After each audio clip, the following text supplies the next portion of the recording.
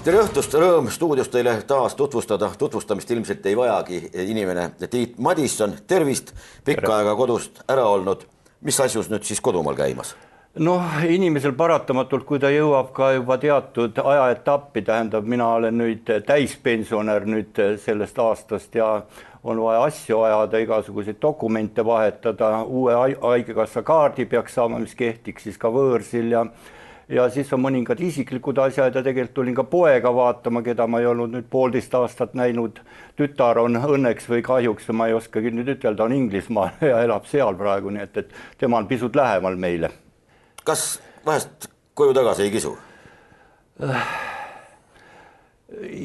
Jah, võib-olla isegi kisub. Ma olen nüüd viimane aasta, kus on niisugune olukord, et meie põhiliseks probleemiks seal Costa del Solis on aja tapmine. Et noh, elamine on enam-vähem korras, maja on värvitud ja seest ja väljast ja kõik eluks vajalik on enam-vähem olemas. Et olen jälginud nüüd Eesti poliitikat, Eesti olukorda üldse väga tihedalt iga päev sisuliselt teinud ka saateid Nõmme raadiole ja ma ütlen päris ausalt, kui sa oled juba võõrsil teises ühiskonnas, mis on hästi sotsiaalne ja solidaarne, 2,5 aastaga harjub ära juba selle olukorraga ja pealegi ausalt öelda, meie ei tuleks Eesti pensioniga kahekesi seal mitte, tähendab kahekesi siin, mitte kuidagi toime Eestis, sellepärast minu abikaasa sattus ka nagu repressioonide alla, kui nii tohib nimetada, et ei saanud tööd üldse viimastel aastatel. Siin siis Eestis? Eestis, jah. No. Et näiteks isegi räägib või lepib kokku mõne firmajuhiga, läheb intervjuul, kõik ütlevad, oi, kõik on tore, järgmine päev, ei osutunud valituks ikka ja nii edasi. Ei kõlvanud isegi Jüri spordihoone basseini puhastajaks.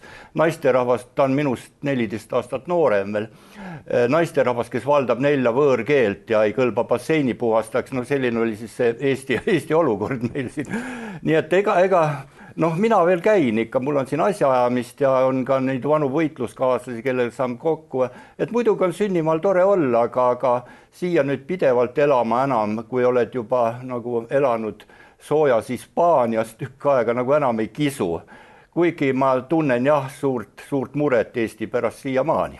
Me elame hämmastaval ajal selles mõttes, et me oleme jälginud ka nüüd nii-öelda ajaloo taas ümber kirjutamist. Selles mõttes saatsid isegi Postimehele õiendi selle peale, et Hirvepargi autoriks või esmamiitingu korraldajaks kippus ka näiteks Tunne Kelam, kes tegelikult seda ei olnud. Mis sulle vastati? No mulle vastati et ei, aga Tunne Kelam ise räägib nii ja see ongi nagu vaieldamatu tõend Postimehe jaoks, et nii asjad olidki ja mu avaldust või ümberlükkamist ei avaldatud lihtsalt, aga see oli aastaid tagasi, oli vist Hirvepargi 20. aastapäeval, nii et 5 või 7 aastat tagasi juba. Jah, ega Madissonist, Pärnastest ja veel paljudest teistest, kes tol ajal alustasid, nendest enam eriti juttu ei tehta ja kui ka Hirvepargi 20 oli, siis olid esireas hoopis teised inimesed, kes rääkisid, küll olid vägev üritus ikka, aga neid üritajaid toonaseid nimepidi ei maininud keegi ja ei mulje, et nemad ise olidki. Ehk Ilvesest ei olnud ju tol ajal veel siin suurt midagi kuulda. No jah, ega tol ajal olid Mart Laar ja Tunne Kelam ja Toomas Hendrik Ilves, siis ta ei olnud veel president, olid peakõnelejad, seal rääkisid, et väga vahva üritus kõik, aga ühtegi tollast korraldajat ei olnud kohal ja inimestel, kes selle asjaga nagu tihedamalt seoted ei ole olnud, jäigi võib-olla mulje, et põikas siia Eestisse sisse ka vahepeal Toomas Hendrik Ilves ja korraldas Hirvepargi näiteks. Nüüd eemalt vaadates, mis sind Eesti puhul kõige rohkem riivab või häirib? Mind tegelikult häirib, jälgides Eesti olukorda nüüd üsna aktiivselt kogu aeg, mind häirib see, et praegu on Eestis nagu olukord, kus riik on sisuliselt saanud Eesti kodaniku kottijaks ja lausa vaenlaseks, et seda riik ei peeta enam omaks, sellepärast, et selle on usurpeerinud poliitkartelli poliitikud ja nende lähedal seisvad ärimehed ja muidugi marjamaaks on kujunenud siis välismaa suurkorporatsioonidele, esmajoones pankadele muidugi, kes oma kasumisid kõik Eestist minema veavad ja praegune valitsus nagu ei taha üldse rahva häält kuulata, see on nagu kõige niisugune masendavam ja kirjutatakse, sa kirjutad nagu kuskile õhku igasugused artiklid, olid isegi meeleavaldused möödunud aastal, aga ilmselt need meeleavaldajad võtsid siis tõsiselt seda rahvakogu ideed või seda jääkeldri protsessi ja jätsid oma tegevuse nagu pooleli, nüüd on uuesti alustada, ega ju palju midagi muutunud, paremuse poole ei ole. See oli lihtsalt see kanaliseerimine, protestide kanaliseerimine sinna rahvakogusse ja nagu nüüd me näeme, ongi see nii kujunenud, et oli üks ilus lollitamine lihtsalt.